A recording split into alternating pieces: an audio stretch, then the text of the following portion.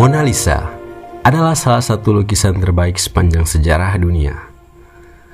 Lukisan ini adalah hasil dari buah tangan seorang seniman yang disebut punya karakter polymath.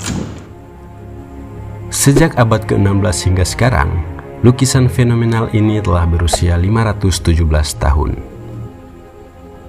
Seniman pemilik lukisan ini adalah Leonardo da Vinci.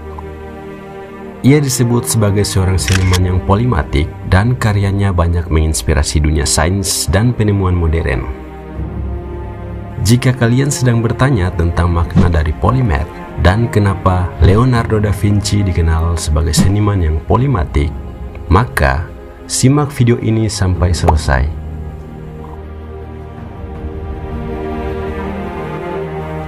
Polimatik adalah orang yang memiliki pengetahuan yang tidak terbatas pada satu bidang saja. Seorang polimath bisa dikatakan memiliki wawasan yang sangat luas karena kecintaannya terhadap ilmu pengetahuan. Leonardo da Vinci sendiri adalah seorang seniman asal Italia yang mempunyai kontribusi besar terhadap ilmu pengetahuan yang dikembangkan menjadi penemuan.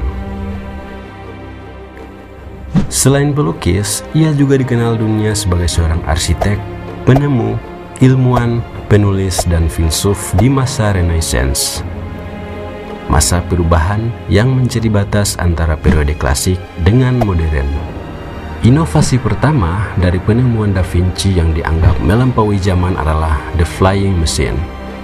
Temuan itu digambarkan dalam bentuk sketsa berupa sayap mesin yang terinspirasi dari fisiologi kelelawar. Desain Da Vinci menampilkan sepasang sayap raksasa yang terhubung pada bingkai kayu.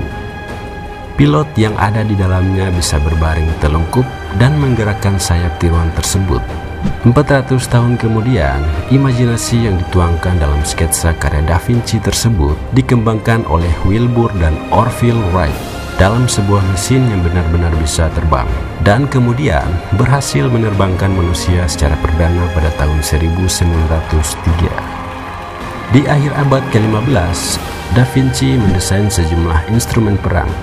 Salah satunya adalah kendaraan lapis baja yang bisa menggagalkan serangan musuh, atau yang sekarang bisa kita sebut tank.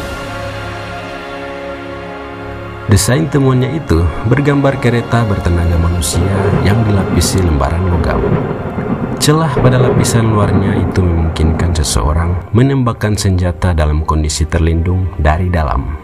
Namun, seperti halnya mesin terbang, tank yang didesain oleh Da Vinci tak pernah diwujudkan. Hingga 400 tahun kemudian selama Perang Dunia Pertama, kendaraan lapis baja muncul di medan perang Eropa. Konsep berikut dari Leonardo da Vinci yang berhasil diwujudkan adalah sketsa senjata yang mirip senapan mesin modern. Ia merancang senapan 33 laras. Meski sistemnya belum otomatis, temuan tersebut adalah pengembangan pesat di masa Renaissance. Namun, alat itu tak pernah dibuat, hanya sekedar sketsa, hingga pada tahun 1862 di tengah perang saudara di Amerika Serikat, senjata penembak cepat Gatling gun baru dibuat dan digunakan di tengah pertempuran. Salah satu desain Da Vinci yang sangat futuristik adalah robot humanoid. Ia merancang ksatria robotik yang bisa menggerakkan lengan, leher, bahkan membuka dan menutup mulutnya. Sekitar 450 tahun setelah Leonardo menggambarnya, sketsa robot itu ditemukan kembali pada awal abad ke-21. Konsep rancangan robot tersebut digunakan untuk merancang robot antropomorfik zaman modern. Berdasarkan beberapa penjelasan tadi, bisa kita simpulkan bahwa Leonardo da Vinci layak dikatakan sebagai seorang polymath. Karena selain sebagai seniman, ia juga menguasai ilmu pengetahuan lainnya seperti matematika, teknik, geologi, astronomi, botani atau ilmu tumbuhan maupun kartografi.